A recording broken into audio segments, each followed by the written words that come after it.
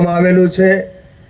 આ કાર્યક્રમની અંદર ઉપસ્થિત આપણા મત વિસ્તારના લોકપ્રિય ધારાસભ્યના પ્રતિનિધિ તરીકે ઉના નગરપાલિકાના સદસ્ય વિજયભાઈ કાળુભાઈ રાઠોડ, બીજા જ એવા લઘુબંધુ રવિભાઈ કાળુભાઈ રાઠોડ, ઉના નગરપાલિકાના પ્રમુખ અને વડીલ મુરબ્બી એવા પરેશભાઈ બાબુભાઈ બાંભણિયા, ઉના નગરપાલિકા કારોબારી ચેરમેન ધીરુભાઈ છક, ઉના નગરપાલિકાના મારા સાથી સદસ્યશ્રીઓ રામજીભાઈ વાજા, કાનાભાઈ બાંભણિયા, હરેશભાઈ જોશી, હંસાબેન પાનસુરિયા, ઉના શહેર ભારતીય જનતા પાર્ટીના મહામંત્રી કાંતિભાઈ છક, મહિલા મોરચાની તમામ બહેનો, ઉનાના ચીફ ઓફિસર શ્રી ચૌહાણ સાહેબ, અમારા સૌના માર્ગદર્શક વડીલ મુરબ્બી ગીર સોમનાથ ભારતીય જનતા પાર્ટીના ઉપાધ્યક્ષ તરીકે જે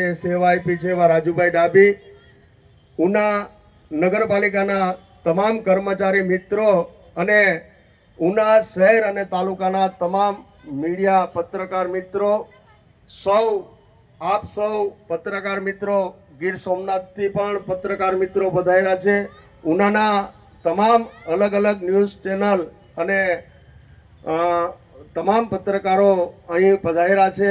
સાથોસાથ આ જે મેળાનું આયોજન થયું છે, આ મેળાની અંદર જે અલગ અલગ સખી મંડળો દ્વારા પોતાની કલા પ્રદર્શિત કરી અને પોતાની આવડતથી જે સ્વદેશી સ્ટોલો નાખેલા છે એવા તમામ સ્ટોલના ભાઈઓ અને બહેનોનું ઉના નગરપાલિકા પરિવાર વતી હૃદયથી સ્વાગત અને અભિવાદન કરું છું।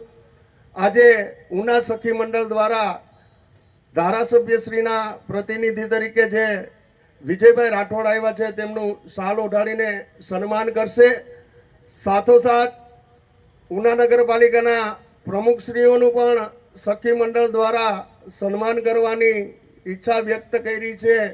તો સૌ પ્રથમ ધારાસભ્યશ્રીના પ્રતિનિધિ તરીકે વિજયભાઈ કાળુભાઈ રાઠોડનું સન્માન ઉનાના સખી મંડળની બહેનો કરશે। આપણે સૌ તાલીઓના ગડગડાટથી વધાવીએ।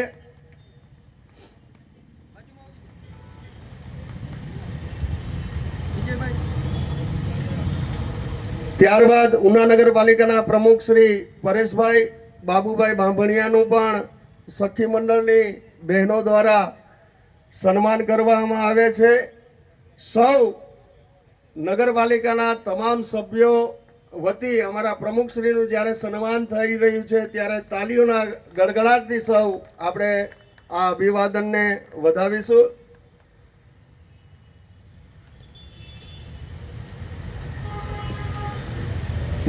આપણા સૌના લોકપ્રિય વડાપ્રધાન અને ગુજરાતના પનોતા પુત્ર હર ઘર સ્વદેશી, સ્વદેશી અપનાવો દેશ બચાવો, આ રાષ્ટ્રને મજબૂત કરવા માટે આપણા દેશની અંદર બનતી ઘણી બધી પ્રોડક્ટો છે અને આ પ્રોડક્ટનો વધારેમાં વધારે આપણે સૌ ઉપયોગ કરીએ।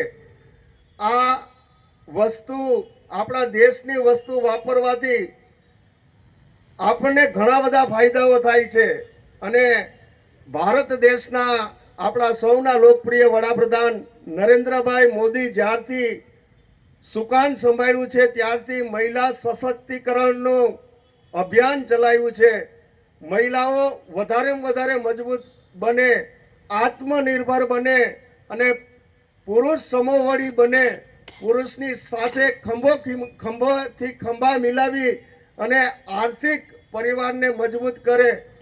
પરિવાર મજબૂત થશે એટલે એ ગામ મજબૂત થશે, એ ગામ મજબૂત થશે એટલે એ રાજ્ય મજબૂત થશે અને રાજ્ય મજબૂત થશે એટલે એ દેશ મજબૂત થશે અને આર્થિક ભારત દેશ અત્યારે ઇકોનોમિક પાવરની અંદર સમગ્ર વર્લ્ડની અંદર આજે ભારત તમામ રાષ્ટ્રને દેશોની હરોળમાં ભારત દેશનો જીડીપી વધ્યો છે, આર્થિક સમૃદ્ધ બન્યું છે, ઔદ્યોગિક ક્રાંતિ આવી છે અને ઘરે ઘરે નાનામાં નાના લોકો પણ પોતાની આવડત અને કલાથી પોતાના આર્થિક પરિવારને સમૃદ્ધ બનાવવા માટે ઘણી બધી વસ્તુઓ આપણે આયા અલગ અલગ મંડળો દ્વારા, સખી મંડળો દ્વારા ઘણા લોકોએ હોમ પ્રોડક્ટ પોતાની જાતે બનાવેલી, આ બધા માટે